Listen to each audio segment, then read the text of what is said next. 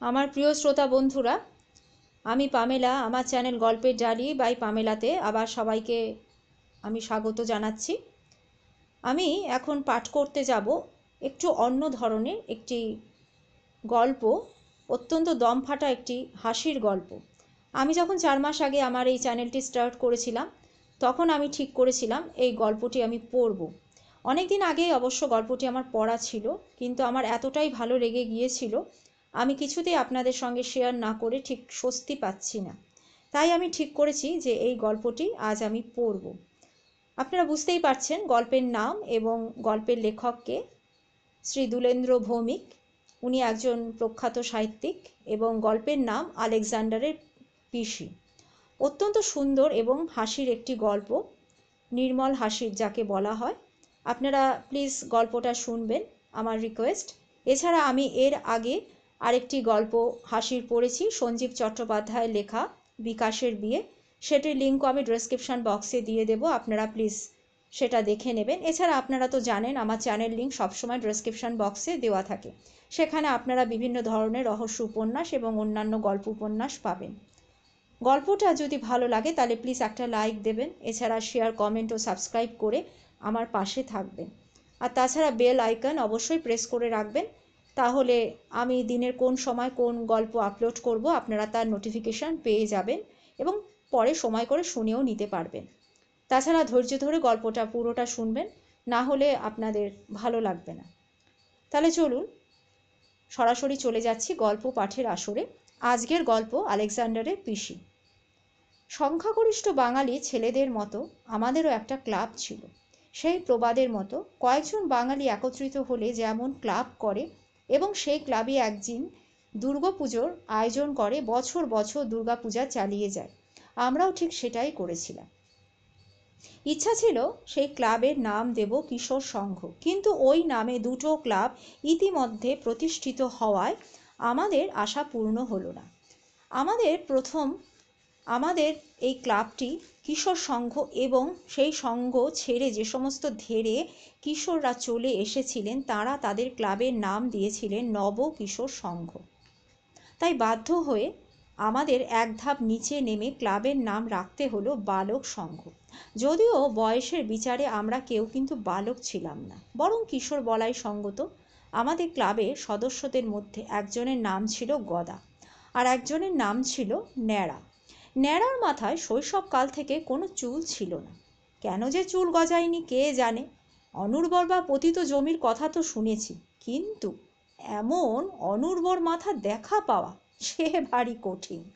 ন্যাড়াকে সবাই ডাকতো নেড়ু বলে। মাথায় চুল নেই, সেই কারণে ন্যাড়া বা নেড়ু বলার কারণ না হয় বোঝা যেত, কিন্তু গদার নামের সঙ্গে তার চেহারার বিস্তর ফারাক। কচু লতির মতো রোগা হিলহিলে চেহারা।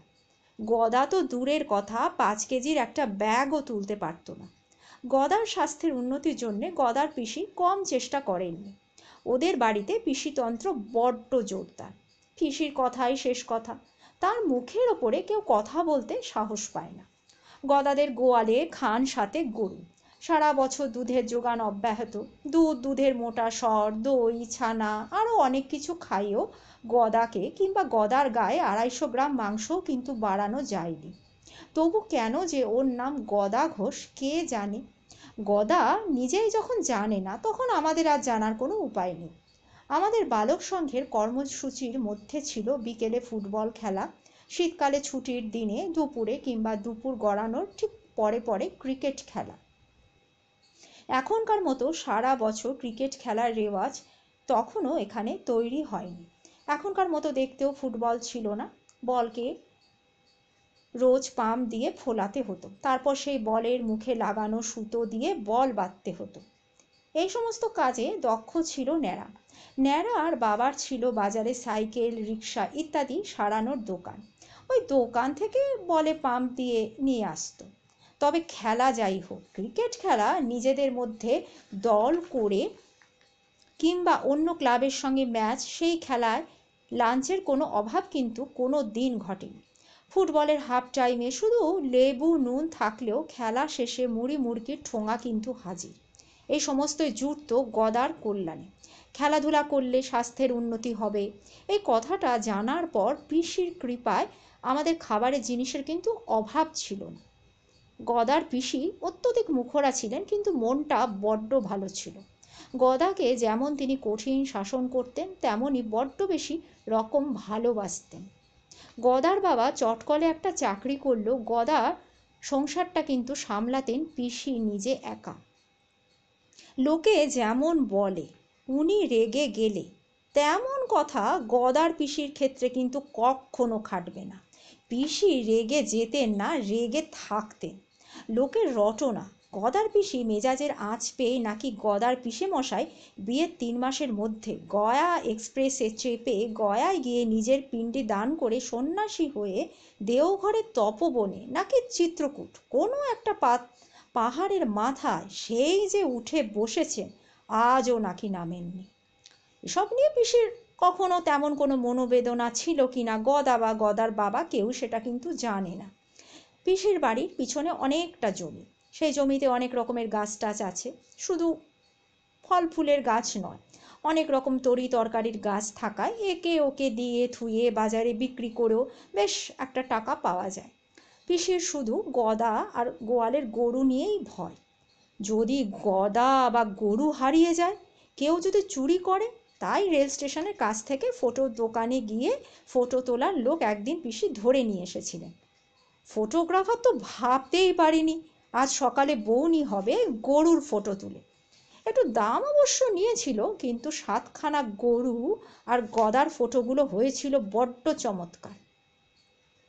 যে পিসির রাগে পিসেমশাই নিজের পিণ্ডি নিজে দান করে সংসার ছাড়লেন, সেই পিসির রাগ যে কেমন গদার বাবা মা প্রতিবেশী ছাড়া রাস্তার কুকুর ছাগলরা তো বেশ জানে। বাঁশের পলকা গেট ঠেলে একবার একটা ছাগল বাড়িতে ঢুকেছে কি ঢোকেনি, সবে গলাটা বাড়িয়েছিল। বারান্দা থেকে দেখতে পেয়ে পিসি শুধু একটা হাঁক মেরে বললেন, এই কেরা! ব্যাস ব্যা ব্যা শব্দ করে ছাগলটা সেই যে দৌড় দিল, আর ফিরল না। কোনো কুকুর পিসিকে উঠানে দেখলে সঙ্গে সঙ্গে মুখ ঘুরিয়ে পালাতো। গদার বাবা অথবা মা অথবা ঘরামির কাজ করতে আসা লোকগুলোকে পিসি যখন গলা তুলে বকতেন, তখন যেন গোটা বাড়িটা থরথরিয়ে কাঁপত। গোয়ালের গরুগুলো ঠকঠকিয়ে পরস্পরের দিকে তাকাতো। এগুলো আমরা কিন্তু কেউ দেখিনি, শুধু গদার মুখে গল্প শুনেছি। গদার বাবা নাকি গদাকে বলতেন, শোন গদা, তোর পিসির মনটা ভালো, কিন্তু বুঝলি মাথাটা এমন না যে মাথার উপর একটা ডিম রাখলে একটু পরে ফুল বয়েল হয়ে যাবে। পিসির মেজাজের সঙ্গে আমাদের কিছু পরিচয় রয়েছে। মাস কয়েক আগে মিউনিসিপ্যালিটির লোক এসেছিল গরু গুনতে। পিসির সন্দেহ হলো হঠাৎ কেন গরু গুনতে এলো, তবে কি গরু রাখার জন্য ট্যাক্স দিতে হবে? প্রশ্নটা যেই মনে আসা অমনি পিসির প্রশ্ন, এই কি ব্যাপার বলো তো, গরু গোনাগুনি কবে থেকে শুরু হলো? এ কি সুন্দরবনের বাঘ নাকি ট্যাক্স বাড়াবার ধান্দা খুঁজছো? মিউনিসিপ্যালিটির লোকটা বলে ফেলেছিল, না আসলে ট্যাক্স ধার্য হলেও হতে পারে। পিসি বললেন, এই আয়, তোর মুখে গোবর গুজে দিই, আয় আয় আয়। লোকটা বলল, এই মহিলা তো ভারী ইম্পোলাইট। পিসি আমাদের দিকে তাকিয়ে প্রশ্ন করলেন, এই কি ব্যাপারে, ইংরেজিতে কি বললো রে? আমাদের মধ্যে একজন বলল, ইম্পোলাইট পিসি। পিসি বললেন, হ্যাঁ শব্দটা তো আমিও শুনেছি, মানেটা কি বাংলা করে বল। বালক সংঘের আমরা যে কজন সক্রিয় সদস্য তখন পিসির সামনে হাজির ছিলাম, তারা কেউ শব্দটার বাংলা অর্থ বলতে পারলাম না। হঠাৎ ন্যাড়া বলে উঠল, পিসি ইম্পোলাইট হচ্ছে মানে ওই এক ধরনের লাইট মানে আলো আলো। ব্যাপারটা মিটে যাচ্ছিল, কিন্তু তখনই গদার বাবার আসার সময় হলো। পিসি তাকে জিজ্ঞাসা করতে গদার বাবা বলে উঠলেন, কথাটার মানে তো অভদ্র, আপনি আমার দিদিকে অভদ্র বললেন? পিসি তৎক্ষণাৎ খাবলা দিয়ে বারান্দার ওপর থেকে মুড়ো ঝাঁটা ধরলেন এবং সেটি নিয়ে এক লাফে বারান্দা থেকে নামতে নামতে বললেন, কি বললি তুই? আয় জেটিয়ে না তোর চামড়া গুটিয়ে আমি যদি পাটিসাপটা না করি। পিসির ওই রণরঙ্গিনী মূর্তি দেখে মিউনিসিপ্যালিটির লোকটি লাফ দিয়ে কাঁচা নর্দমা পেরিয়ে যেভাবে দৌড় দিল, ওই দৌড়ের ধারাবাহিকতা বজায় থাকলে অলিম্পিক না হোক এশিয়ান গেমসে আমাদের স্বর্ণপ্রাপ্তি তো অনিবার্য ছিল। আমাদের বালক সঙ্গে পিসির সম্পর্ক বেশ ভালো ছিল। আমাদের সরস্বতী পুজোয় ভালো চাঁদা দিতেন, বাগানের ফল ইচ্ছে মতো নিয়ে আসতাম, কুল, বাতাবি লেবু, শশা, কলা এ সমস্ত কিনতে হতো না। বছরে দুবার বালক সংঘ নাটক করত, সরস্বতী পুজোর দিন আর শিবরাত্রির রাতে। পরে সরস্বতী পুজোর দিনটা বাদ দিয়ে হয়ে গিয়েছিল শুধু শিবরাত্রিতেই হতো। একবার শিবরাত্রি উপলক্ষে বালক সংঘের নাটক হচ্ছে। নাটকের নাম আলেকজান্ডারের ভারত আক্রমণ। প্রধান চরিত্র আলেকজান্ডার, পুরু, সেলুকাস ইত্যাদি। স্ত্রী ভূমিকা বর্জিত নাটক। গদার বায়না সে আলেকজান্ডার করবে। তাকে কত বোঝালাম, বললাম, এই শোন, তোর না ওই লিকলিকে চেহারায় আলেকজান্ডার ঠিক মানাবে না। গদা তত জেদ ধরে বলল, এই কি ব্যাপার রে, তোদের মধ্যে কে আলেকজান্ডারকে দেখেছে? হ্যাঁ, যিনি নাটক লিখেছেন তিনিও তো দেখেননি। শেষ পর্যন্ত গদা জানিয়েছিল তাকে আলেকজান্ডারের চরিত্রে অভিনয় করতে না দিলে সে আর বালক সংঘে নেই। নাটকের দিনও সে যাবে না। আমরা বড় সমস্যায় পড়লাম। আলেকজান্ডার গদার মতো হিলহিলে রোগা ছিলেন কি ছিলেন না, গদা ভালো অভিনয় করবে কি করবে না, এ সমস্ত প্রশ্ন তুচ্ছ হয়ে গেল। আমাদের সামনে যে সংকট দেখা দিল সেটা হচ্ছে মঞ্চ করার চারখানা চৌকি গদার বাড়ি ছাড়া কোথায় পাবো? ত্রিপল, চট এগুলো বিনা ভাড়ায় গদা ছাড়া কে দেবে? তারপর নাটকের শেষে পাউরুটি আর আলুর দম। অগত্যা গদাকে আলেকজান্ডারের ভূমিকায় নিতেই হলো।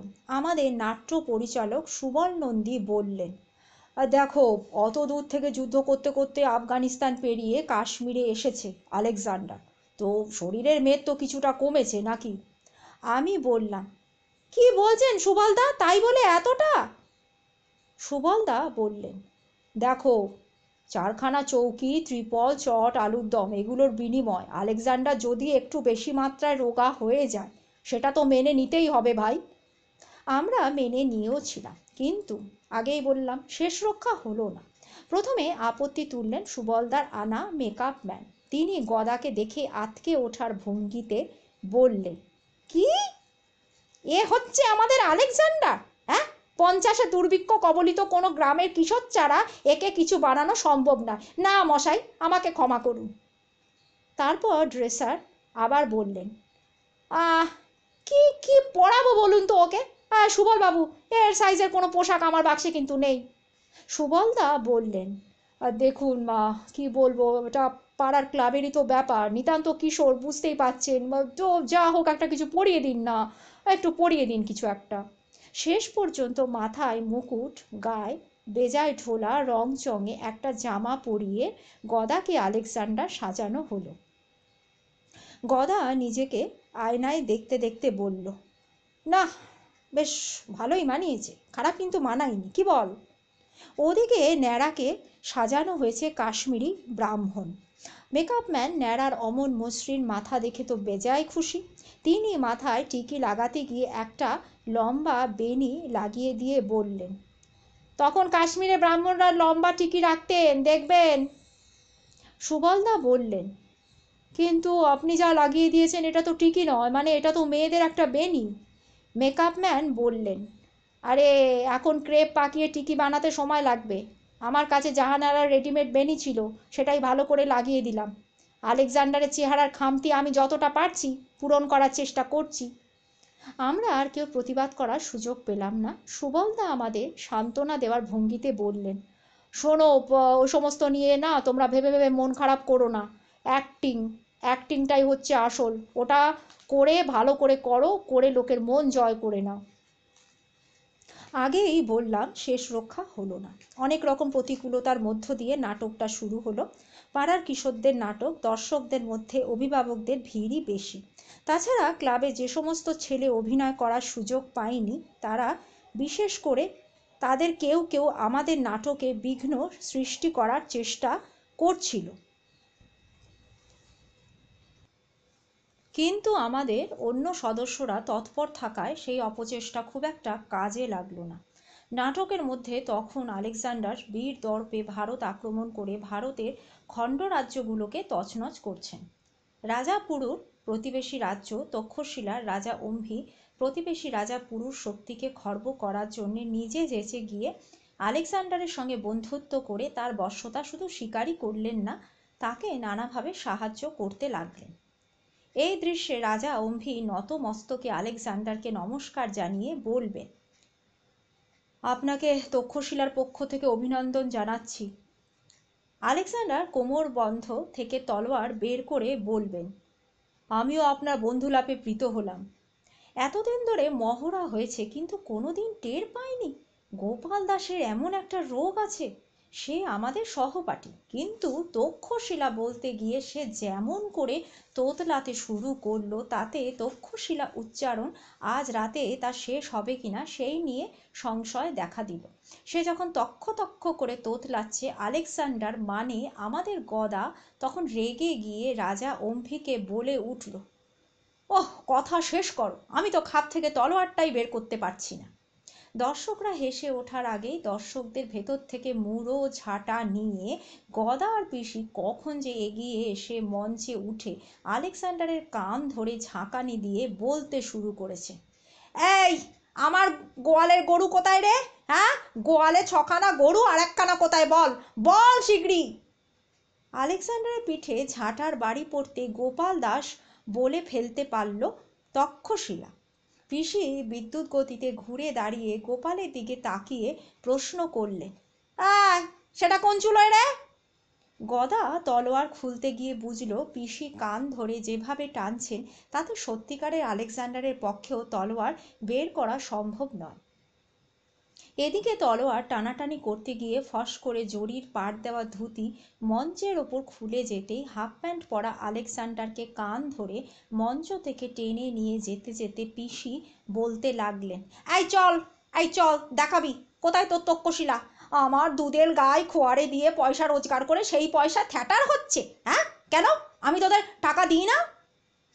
ভাগ্যিস গ্রিক সম্রাট আলেকজান্ডারের কোনো পিসি ছিল না, থাকলেও তার গরু ছিল না। এরপর ড্রপ সিন ফেলে দেওয়া ছাড়া আমাদের কোনো উপায় রইল না।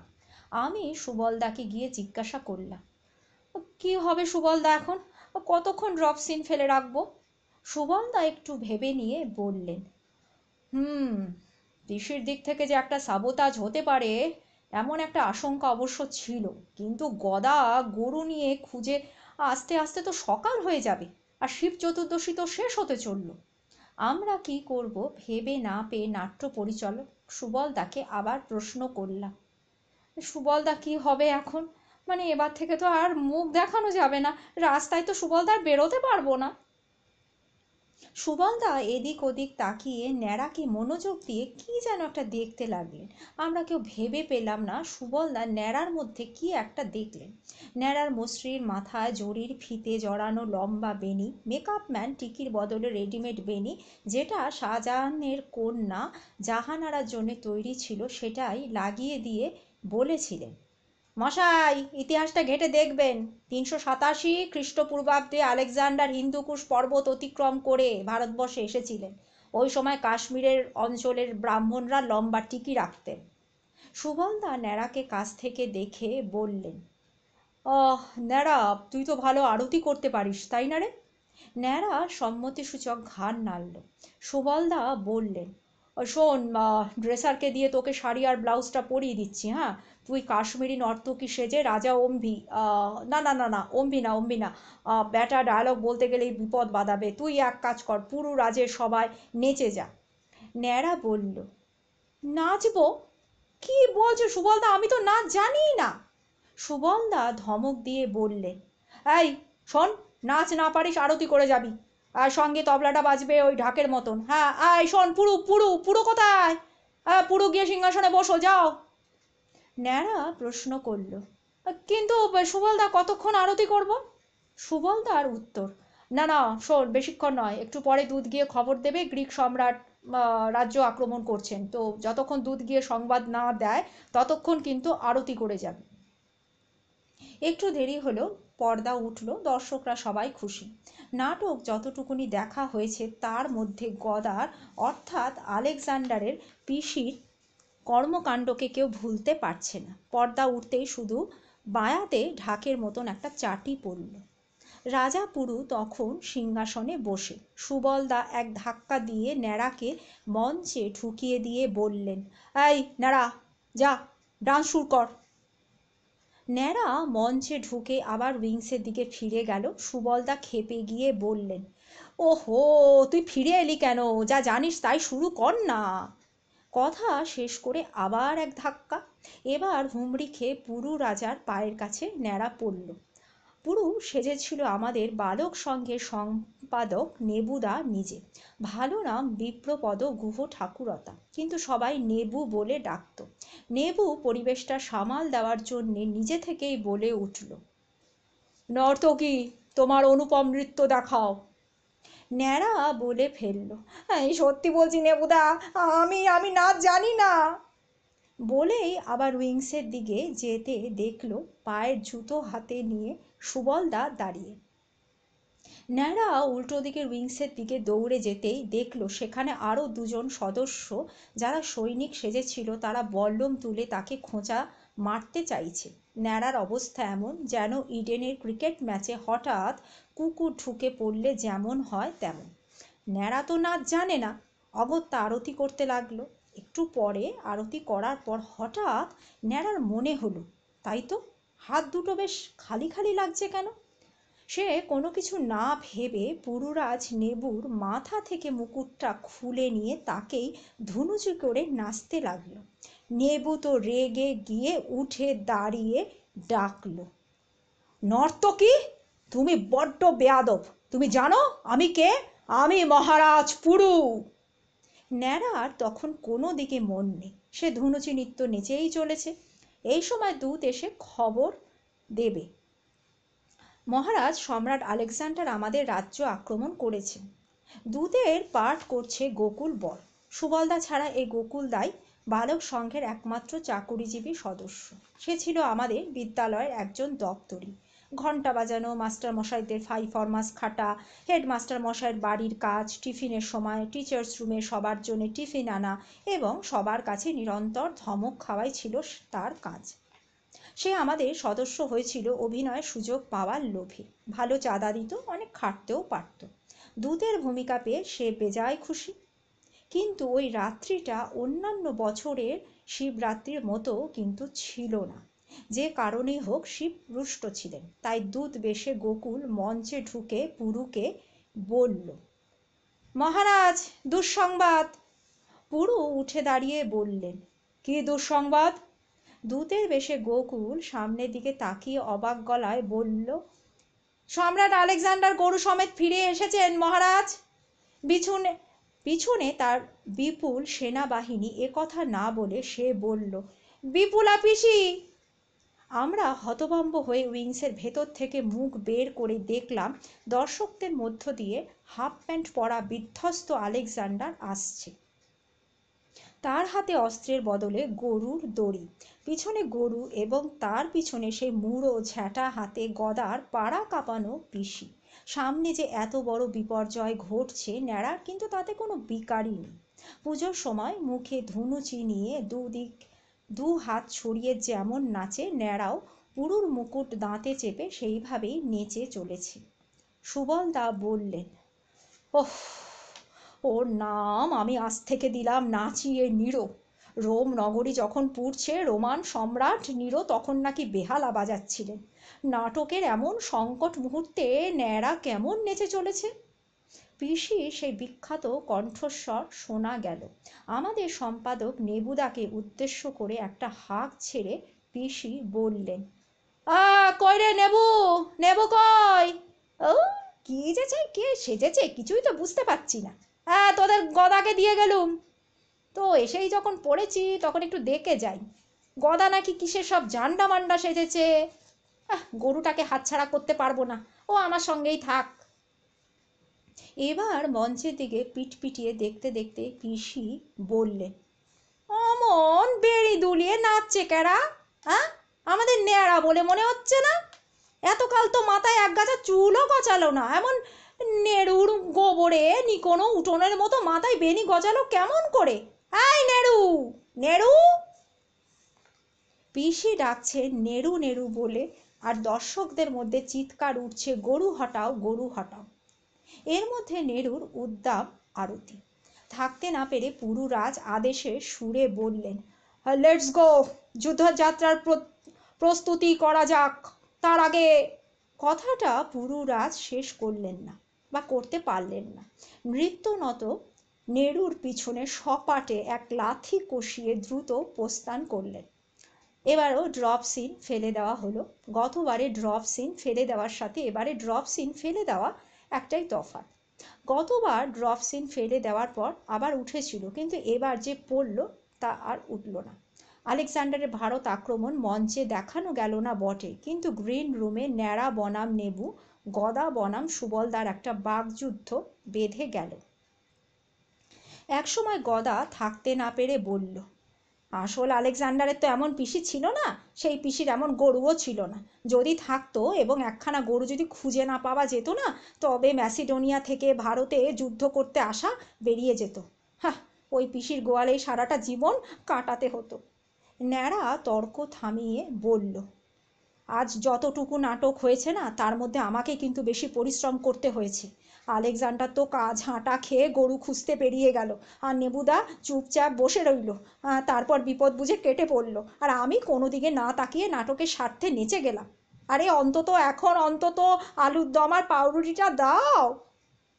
দর্শকরা কেউ হাসতে হাসতে, কেউ বা গালাগাল দিতে দিতে চলে যাওয়ার পর পর্দা ফেলা মঞ্চের ওপরে আমরা বসলাম আলুর দম আর পাউরুটি খেতে।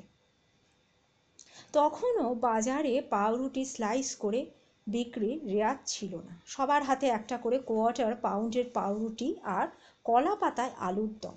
মোটামুটি সবাই যখন খাচ্ছে, তখন মঞ্চের পিছন থেকে একটা বড় সাইজের ঢিল এসে পড়ল মঞ্চের ওপর। মঞ্চের পিছন দিকেও ত্রিপল দেওয়া। ঢিলটা এত কিভাবে কোথা থেকে এলো আমরা বুঝতে পারছিলাম না। ঠিক ঢিলও বলা যায় না, ঠিকভাবে বলতে গেলে বলতে হয় একখানা আদলা। যে এটা ছুঁড়েছে তার লক্ষ্য কী ছিল জানি না, কিন্তু আদলাখানা এসে পড়ল আলুর দমের হাঁড়িতে। আমরা তো অবাক, কে এমন বেয়াদব! আলেকজান্ডারের বিরুদ্ধে কারো যদি রাগ থাকে, সে কথা আমাদের বলতেই পারে। রাজা অম্ভি মঞ্চে তক্ষশিলা উচ্চারণ করতে গিয়ে বেজায় তোতলাচ্ছিল। সেই অম্ভি অর্থাৎ আমাদের গোপাল হাঁড়ির ভেতর থেকে আলুর দমের একটা আলু বের করে নিজের মুখে তোলার আগে বলে উঠল, এই বেয়াদবির উপযুক্ত শাস্তি পাবে।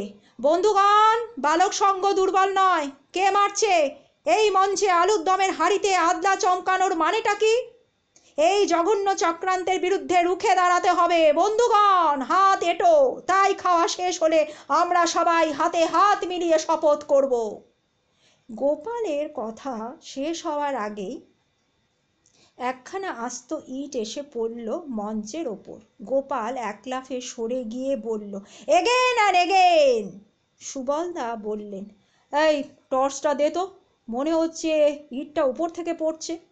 কেউ একটা টর্চ এনে সুবলদার হাতে দিল। সেই টর্চ আবার একেবারে জ্বলে না, পিছন দিকে গোত্তা মারতে হয়। প্রথম গোত্তাটা মারার পর সুবলদা দ্বিতীয় গোত্তা মারতেই টর্চটা জ্বলার সাথে সাথে মঞ্চের মাথায় যে ত্রিপল টাঙানো ছিল তার একদিকে খুলে গিয়ে মঞ্চে আমাদের ওপরে পড়ল। সবাই ঘাবড়ে গিয়ে টর্চ টর্চ আমরা করতে লাগলাম। যাদের বাড়ি থেকে লাইটের লাইন নেওয়া হয়েছিল তারা তো দ্বিতীয়বার ড্রপ সিন ফেলার 10 মিনিট পরে আলো নিভিয়ে দিয়েছেন। এখন অন্ধকারে ত্রিপল চাপা পড়ে সবেদর নীলমণি ওই একখানা টর্চই ভরসা। সুবলদা বিরক্ত গলায় বললেন, ওহ, আসছে বছর থেকে সাতকড়িদার বাড়ি থেকে আর লাইটের কানেকশান নেব না। একটা হ্যাজাগা যদি থাকতো। সুবলদার গলায় আফসোস। ন্যাড়া বলল, কিন্তু সুবলদা, ইট মারছে কে? সুবলদা বললেন, কি করে বলবো, ত্রিপল চাপা পড়ে তো রয়েছি, কিছুই তো দেখা যাচ্ছে না। এই সময় ত্রিপলের অন্য প্রান্তটাও খসে পড়ল। আমরা সবাই আক্ষরিক অর্থে ত্রিপল চাপা পড়লাম। মিনিট পাঁচেক তাড়াহুড়ো করে পর সুবলদা টর্চ হাতে বেরোলেন। আমরা তখনও ত্রিপলের তলা থেকে বেরুতে পারিনি। সুবলদার উত্তেজিত গলা পেলাম, কি তুই তুই ইট মারছিস? হ্যাঁ, তুই ত্রিফল ফেলে দিয়েছিস? কিন্তু কেন কেন ইট মারছিস তুই? এত বিপর্যয়ের মধ্যেও ন্যাড়া আলুর দমের হাঁড়ি কিন্তু হাতছাড়া করেনি। কিন্তু হাঁড়ির মধ্যে আলুর দমের অবস্থা খুবই খারাপ। তখনকার দিনে আলু ভালো মানে নৈনিতাল আলু, আদলা ইটের ঘায়ে নৈনিতাল আর নেই, যেন প্রবল ভূমিকম্পে বিধ্বস্ত একটা শহরের মতো। ওর মধ্যে থেকে প্রায় অন্ধকারে ন্যাড়া যে কি করে বিধ্বস্ত আলুগুলোর টুকরো খুঁজে পাচ্ছিল সেটা অবশ্য একটা রহস্য। আমাদের মধ্যে থেকে কেউ একজন গিয়ে কারো বাড়ি থেকে দুটো হ্যারিকেন নিয়ে এলো। আমরা ত্রিপলের ভেতর থেকে বাইরে এসে দেখলাম এবং বুঝলাম সমস্ত কাণ্ডটা ঘটিয়েছে আমাদের গোকুলদা। স্কুলের ভেতর থেকে ওই ত্রিপলটা ওই এনে দিয়েছিল, মোটা টাকা চাঁদাও দিয়েছিল। সুবলদা নাকি কথা দিয়েছিলেন আলেকজান্ডারের সঙ্গে পুরুর মতো গোকুলদাও যুদ্ধ করবে। এই আশ্বাসে উজ্জীবিত হয়ে আলুর দমের আলু কিনে দিয়েছিল। মহড়ার দিন মুড়ি, চানাচুর, মুড়কি সবই কিনে আনতো। পাশের বাখরি দিয়ে তলোয়ার বানিয়ে স্কুল ছুটির পর একা একাই প্র্যাকটিস করেছে। এক শনিবার যখন প্র্যাকটিস করছিল তখন বাড়ি চলে যেতে গিয়েও পণ্ডিত মশাই ফিরে এসেছিলেন, কারণ তার চশমাটি তিনি টিচার্স রুমে ভুল করে ফেলে গিয়েছিলেন। গোকুল তাকে তখন তলোয়ার চালনা প্র্যাকটিস করতে দেখে তিনি হতভম্ব হয়ে গিয়েছিলেন। শুধুমাত্র হতভম্ব হলে অবশ্য ক্ষতি ছিল না, তিনি কয়েক পা এগোতে গোকুলদা অট্টহাস্য করে নিজেই বলে উঠল, আলেকজান্ডার, এবার এবার তোমার ছুটির ঘন্টা বাজিয়ে দেব। গোকুলদা তখনও জানেই না যে পণ্ডিত মশাই তার পিছনে, তাই বাঁশের তরোয়াল নিয়ে চরকির মতো এক পা যেই না ঘুরেছে অমনি সেই তলোয়ার গিয়ে লাগলো পণ্ডিত মশাইয়ের গলায়। তারপর তো গোকুলের চাকরি নিয়ে টানাটানি। এত বড় স্যাক্রিফাইসের পর যদি যুদ্ধ করার কোনো সুযোগ না পাওয়া যায় এবং শুনতে হয় কবে কখন কোথায় দূত যুদ্ধ করেছে, তাহলে আর কিছুই করার নেই। এরপর বিদ্রোহ করার ছাড়া কি উপায় থাকে? আমার ইটের লক্ষ্য ছিল গদার মাথা। ব্যাটা আলেকজান্ডার সে যে নাটকটা ডোবালো, এখন বসে বসে আলুর দম খাচ্ছে। সরো, আজ রাতের মধ্যে স্কুলের ত্রিপল স্কুলে রেখে দিয়ে আসতে হবে, নইলে কিন্তু। গোকুলদা এই কথাগুলো বলে খড় চোখে গদার দিকে তাকালো। অধ্যায় 2। গোকুলদা আপাত দৃষ্টিতে খুব নিরীহ প্রকৃতির, কিন্তু খেপে গেলে সে যে কাকে কখন কি করে বসবে তার ঠিক নেই। একবার অঙ্কের মাস্টার মশাই তুচ্ছ একটা কারণে গোকুলদাকে বেজায় বকেছিলেন, লাঠি পেটা করে পিঠের চামড়া তুলে দেওয়ার একটা হুমকিও দিয়েছিলেন। ব্যাপারটা তখনই মিটে গিয়েছিল। যে ঘটনার জন্য গোকুলদা মোটেও দায়ী নয় তার জন্য টিচার্স রুমে সবার সামনে তাকে বকুনি খেতে হয়েছিল, সেটা অবশ্য তার প্রাপ্য হতে পারে না, গোকুলদা এরকমই মনে করত। গোকুলদা কষ্ট পেলেও মুখে কিছুই বলেনি, চুপচাপ চলে এসেছিল, কিন্তু ভেতরে ভেতরে রাগটা তার ছিল। দিন সাতেক পরে গোকুলদা তার বদলা নিল। বড় অদ্ভুত সেই বদলা। একটা বাড়িতে মাস্টার মশাই ছাত্র পড়াতে যেতেন। এখন যেমন যিনি অঙ্ক শেখান তিনি বাংলা বা ইংরেজি পড়ান না, তখন তেমন ছিল না। একজন শিক্ষক মোটামুটিভাবে নিজের বিষয় ছাড়াও আরও অন্তত 2-3টে বিষয় পড়াতেন। অধিকাংশ মাঝারি মানের ছাত্রই ভয় পেত অঙ্ক আর ইংরেজিতে। মাস্টার মশাই দুটো বিষয় পড়াতেন। উনি তো ভিতরে পড়াচ্ছেন, বাইরের দরজা ভেজানো, দরজায় ঝুলছে কমলা রঙের ভারী পর্দা, দরজার মুখে বারান্দার ওপর মোটা পাপোশ, তার পাশে মাস্টার মশাইয়ের এক জোড়া কালো পামশু। গোকুলদা সেই পামশু জোড়া তুলে নিয়ে উঁচু হিলের দুখানা লেডিস চপ্পল রেখে চলে এসেছিল।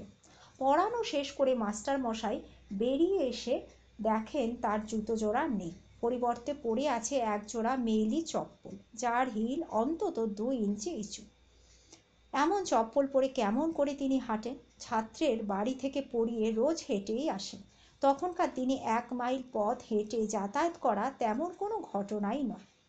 আমার গদা এবং ন্যাড়াদের বাড়ি তখনকার দিনে প্রায় 1.5 মাইল। যাতায়াতে টেরই পেতাম না। কিন্তু জুতো ছাড়া খালি পায়ে এতটা পথ তিনি হেঁটে যাবেন কেমন করে? তাছাড়া জুতোটা সম্প্রতি কেনা। কোথায় গেল জুতোটা? অনেক খুঁজেও কিন্তু পাওয়া গেল না। যাবেই বা কি করে? গোকুলদা পরম আদরে সেই জুতো বয়ে নিয়ে এসে পুবপাড়ার বড় দিঘিতে ফেলে দিয়ে বাড়ি চলে গিয়েছে।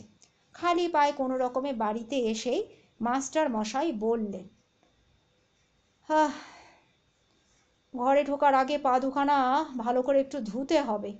মাস্টার মশাই স্ত্রী তার স্বামীর দিকে তাকিয়ে বললেন, এ কি, অমন ধুলিমাখা পা কেন তোমার? তোমার জুতো কোথায়? মাস্টার মশাই ক্লান্ত স্বরে জবাব দিলেন, হারিয়ে গিয়েছে।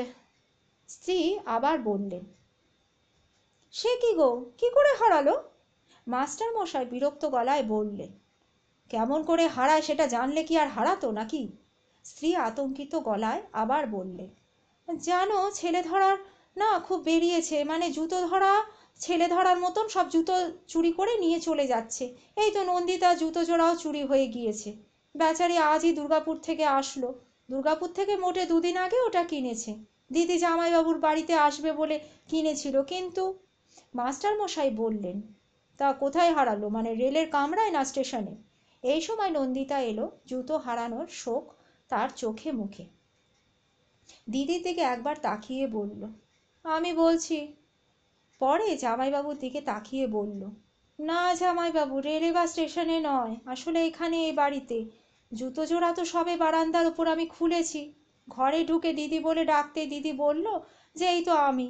আমি ঘরে ঢুকে চেয়ারে বসলাম। তো আমি দিদিকে বললাম যে তোদের বাড়িতে ঘরে পড়বার কোনো চটি আছে? দিদি বলল হ্যাঁ আছে। আমি বসে গেলাম গল্প করতে। তো দিদি হঠাৎ বলল যে বারান্দার গেটটা দেওয়া তো? আমি বললাম যে না, বোধহয় তো আমি গেটটা দিইনি, আচ্ছা দাঁড়া আমি দেখছি।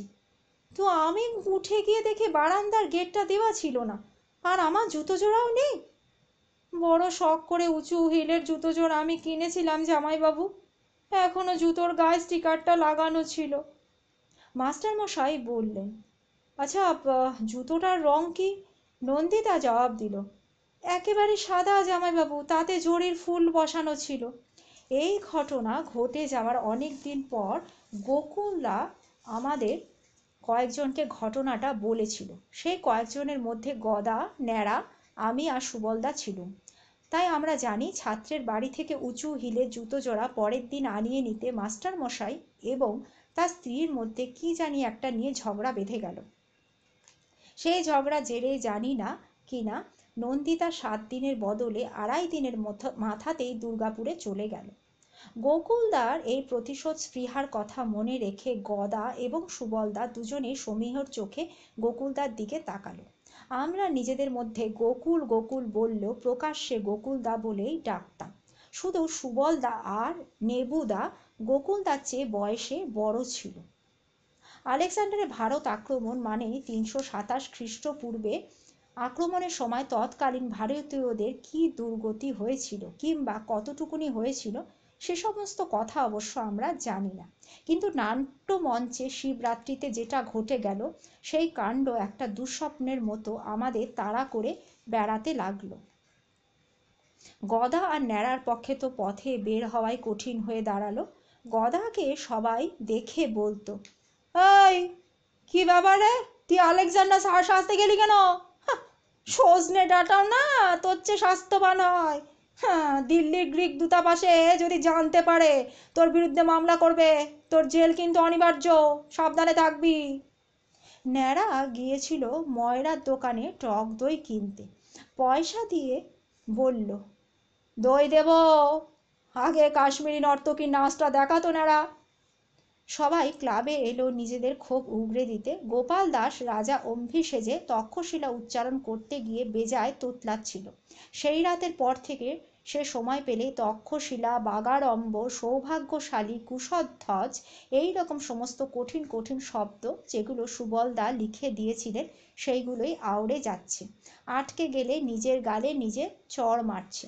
কিন্তু এ সমস্ত কিছুই কাজে লাগলো না, কারণ বালক সঙ্গের আলেকজান্ডার নাটক সদস্যদের মন এমনই বিষাদে ভরিয়ে তুলেছিল যে সঙ্গের সদস্যরা মনোবল হারিয়ে ফেলল। তাদের মন থেকে সেই স্মৃতি মুছিয়ে দিতে সুবলদা প্রস্তাব দিলেন, শোনো, আগামী শিবরাত্রিতে ক্লাবের নাটক করা আমাদের বন্ধ রাখতে হবে। তার পরিবর্তে এমন কিছু একটা করতে হবে যেটা নতুন, অভিনব এবং চমকপ্রদ, যার মধ্যে থেকে আমাদের সঙ্গের ইমেজ কিন্তু আবার বেরিয়ে আসবে, আবার আমরা ইমেজটা ফিরে পাবো। আমি প্রশ্ন করলাম, কিন্তু সেটা কি সুবলদা? সুবলদা বললেন, শোনো, আমরা সবাই ভাবতে আমাদের হবে। আমি ভাবছি, তোমরাও ভাবো, দেখো কি বার হয়। শুরু হলো ভাবাভাবি। এক একজন এক এক রকম ভাবতে লাগলো। প্রথমে ন্যাড়া তার ভাবনার ফল জানালো। সে বলল, আচ্ছা সুবলদা, এক কাজ করলে হয় না, বা সারা রাত্রির একটা অনুষ্ঠান করব, বহুরূপী বা একটা প্রতিযোগিতা হোক, এটাই তো বাংলার একটা কালচার। শ্রীকান্ততে শ্রীনাথ বহুরূপীর পর আর তো কোনো বহুরূপী দেখা যায়নি, তো আমার প্রস্তাবটা কিন্তু তোমরা ভেবে দেখতে পারো। সুবলদা বললেন, আচ্ছা শোনো, কেউ তোমরা লিখে রাখো কে কোন প্রস্তাব দিচ্ছে। একের পর এক অনেকেই প্রস্তাব দিল, কেউ কেউ আবার কোনো কথা না বলে চুপ করে বসে রইল। প্রস্তাবগুলোর মধ্যে যেমন বহুরূপী সাজা ছিল, তেমনি শিব পার্বতীর মাটির মূর্তি গড়ে পুজো, লাঠি খেলা, কুস্তি, কবি গানের লড়াই সবই ছিল। সবার মতামত দেওয়ার পর দেখা গেল কবি গানের লড়াইয়ের দিকে বেশি ভোট। অতএব ঠিক হলো কবি গানই হবে। কিন্তু কোথায় থাকেন কবিয়াল? একজন হলে হবে না, দুজন চাই। বিস্তর খোঁজাখুঁজির পর একজন কবিয়ালের সন্ধান পাওয়া গেল। নাম তার দামোদর নন্দী, থাকেন বাঁকুড়ার এক গ্রামে। কিন্তু আরেকজন যিনি দামোদরের সন্ধান দিয়েছিলেন সেই দেবু মিত্তির, মানে আমাদের পাড়ার সবাই মিত্তির দাদু বলতো। তিনি বললেন, দেখ, একজনকে ধরলে কিন্তু আরেকজনের সন্ধানও পাবি। কথাটা মিথ্যে নয়। দামোদর নন্দী বললেন, শোনেন মশাই, আমার জরিদার তাকে মুর্শিদাবাদে, ঠিকানা দিচ্ছি, পত্তর লিখে দিন। কিন্তু তার আগে কি দেবেন থবেন সেগুলো একটু বলুন, সেগুলো না জেনে তো সম্মতি দিতে পারছি না মশাই। মাঝ নদীতে ভাসলে তরি, তখন বলো না বাপু, নেই কোপারের করি।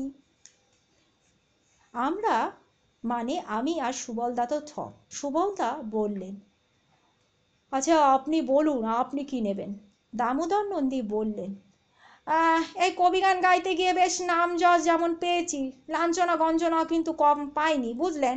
একবার ওই গাইঘাটা, হ্যাঁ গাইঘাটার এক গ্রামে এক রাত্রিরে বায়না করে নিয়ে গিয়ে 3 রাত্রি তো গাওয়ালে। সপ্তমী থেকে নবমী পরপর 3 রাত। আসার সময় বেটারা গাড়ি ভাড়াটুকু ছাড়া কিচ্ছু দেয়নি। আমি বললাম, তা চলে কেন আসেননি? দামোদর বললেন, আসার উপায় থাকলে কি পড়ে থাকতাম বাইটি, হ্যাঁ? পয়লা রাতে গান শেষ হওয়ার পর একটা গোয়াল ঘরের ভেতরে ঢুকিয়ে গা হাত পা বেঁধে শুয়ে রাখলো। সকাল থেকেই দরজায় পাহারা থাকতো। আপনারা নিশ্চয় জানেন, গোয়াল ঘর মানে মশার সাম্রাজ্যি। হাত বাঁধা থাকায় মশাগুলো বিনা বাধায় আমাদের খেতে খেতে বিরক্ত হয়ে গেল। যাকগে সে সমস্ত কথা, বলুন কি দেবেন থবেন। সুবলদা আগের মতোই বললেন, দেখুন, আমাদের গ্রাম তেমন গ্রাম নয়, আপনি বলুন আপনি কি নেবেন। দামোদর নন্দী ছোট একটা পান মুখে ঢুকিয়ে বললেন, আচ্ছা লিখুন, সঙ্গে কাগজ কলম কি আছে? লিখুন লিখুন, হ্যাঁ থাকলে বের করুন, মনে রাখার জন্য লিখে নেবেন। এ তো আর বিয়ে শ্রাদ্ধ বা দোল উৎসবের কোনো ফর্দ নয়, বুঝতেই পারছেন। সুবলদার কাছে বালক সংঘের ছাপানো একটা প্যাড ছিল, সেটাই বের করে তিনি বললেন, হ্যাঁ বলুন। দামোদরবাবু বলতে লাগলেন, লিখুন, আমি আর মুর্শিদাবাদের গদাধর দুজনের কিন্তু একই পর্দ, মিলে ধুতি 1 জোড়া, লুঙ্গি 1 জোড়া, হ্যাঁ লিখেছেন, হ্যাঁ ফুলাতা জামা 1 জোড়া, উত্তরীয় 1 জোড়া, গামছা 1 জোড়া। আসার সময় সিধে দেবেন। না তেমন কিছু নয়, ওই সের 2 চাল, 3 রকম ডাল, হ্যাঁ লিখুন 3 রকম ডাল, শুকনো লঙ্কা, গোটা হলুদ। লিখেছেন?